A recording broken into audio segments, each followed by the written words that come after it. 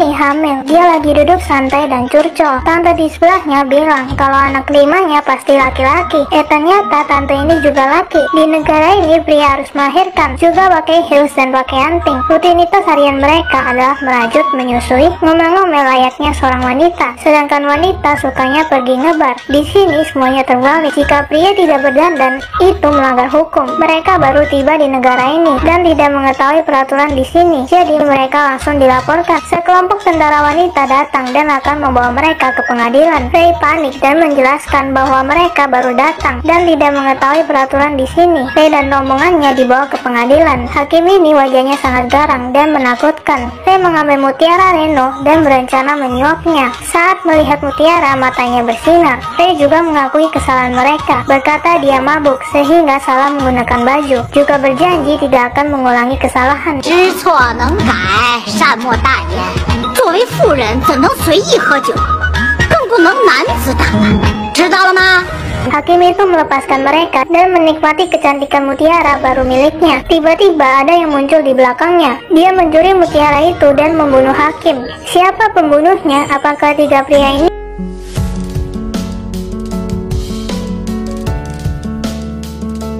Saat itu Reno sedang di Pegadaian, ingin menggadaikan perhiasannya untuk membeli gaun. Di sisi lain, Ray dan Ben ditangkap tentara. Mereka kebingungan mengapa ditangkap lagi. Ketika melihat Raja Hong, Ray tercengang. Saat itu Raja Wu berkata, apakah kalian ingin mengambil kembali mutiara dan membunuh hakim? Ray tidak tahu apa-apa dan berkata, dia tidak mungkin melakukan hal bodoh itu. Jika tidak percaya, dia bersedia untuk diperiksa. Saat itu Raja Hong menyela. 舅父，我觉得他们说的有些道理，不如派人继续追查明珠下落，或许就能找到真凶。 Raja Wu membiarkan mereka pergi. Kemudian Ray dibawa ke kamar oleh pelayan istana. Mereka akan menandakannya untuk dijadikan istri raja. Tapi Ray bersikeras menolaknya. Saat itu Raja Hong datang dan menyuruh pelayan pergi. 这封锁，我实在是不习惯。你刚来不习惯也正常。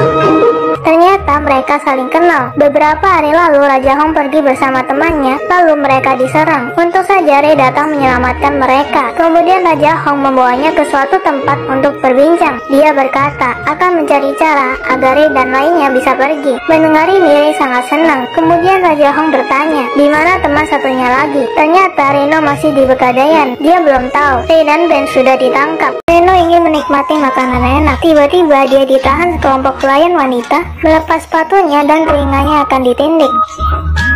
Awalnya Reno ingin menggadaikan perhiasannya. Sayangnya Pegadaian ini tak sanggup membayarnya. Bos menyarankan Reno menggadai ke kerajaan karena mereka sangat kaya. Reno mendengar peluang bagus langsung pergi ke kerajaan. Saat dia sampai, pelayan mengundangnya makan. Saat itu Reno merasa aneh tapi dia tak peduli. Tiba-tiba mereka mengepungnya berkata,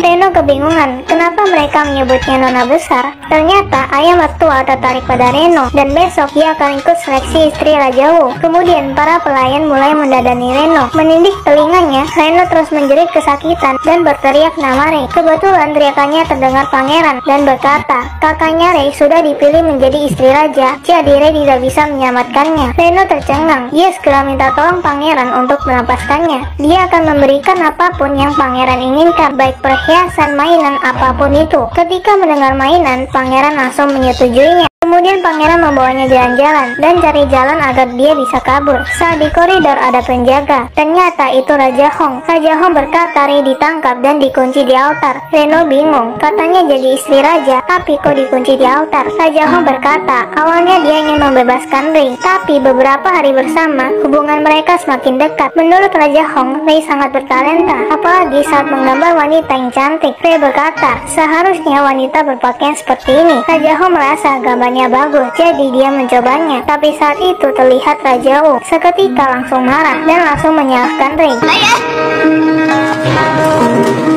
将此人押入祭坛。从今日起，没有我的旨意，皇上不可以离开宫门半步。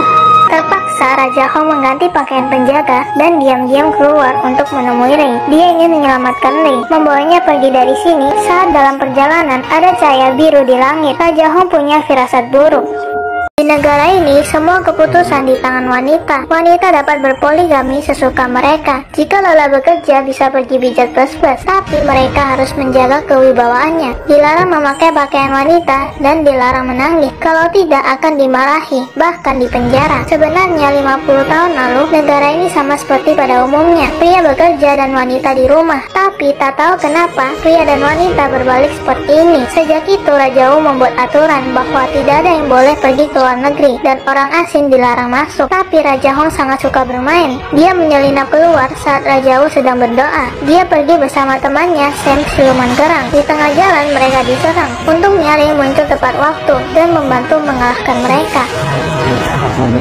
Tapi siluman kerang menjadi lemah dan mulutnya keluar mutiara biru. Lalu dia menghilang. Raja Hong sangat sedih dan memegang mutiara itu, bersiap akan menguburnya. Tiba-tiba Reno bertanya apakah mutiara itu bisa dijual padanya. Tapi karena mereka telah menyelamatkannya, Raja Hong memutuskan memberi mutiara ini pada Reno. Tapi mutiara itu malah membuat masalah. Warganya Sam mengetahui berita kematiannya. Ayahnya mengira warga di negara ini yang membunuhnya. Karena 50 tahun lalu, Raja Wu telah menyegel laut, melarang siluman ikan dan udang ke darat. Kematian Sam pasti berhubungan dengannya. Tapi Raja Wu dengan tegas menangkalnya. Ayah Sam tidak mudah mempercayainya. Dia mengeluarkan jurusnya. Raja Wu menghalang dengan pedangnya dan mereka pun bertarung. Ini merupakan cuplikan dari film The Kingdom of Woman. Mungkin ada yang tahu cerita negeri wanita di Kerasakti. Dalam cerita Kerasakti tidak ada pria. Di film ini ada pria. Bahkan pria itu hamil dan berdandang layaknya seorang wanita agar pria juga merasakan menjadi wanita. Film ini sangat menarik ditonton karena menyindir status sosial dalam masyarakat. Kita sering bicara tentang ketidakadilan antara pria dan wanita. Sebenarnya itu hanya stereotip manusia itu sendiri. Misalnya stereotip wanita yang 3M, yaitu masak, manak, macak. Kenapa wanita tidak boleh bekerja? Ingatlah bahwa hidup harus bahagia dan tidak harus menyenangkan orang lain, karena yang paling utama adalah diri sendiri.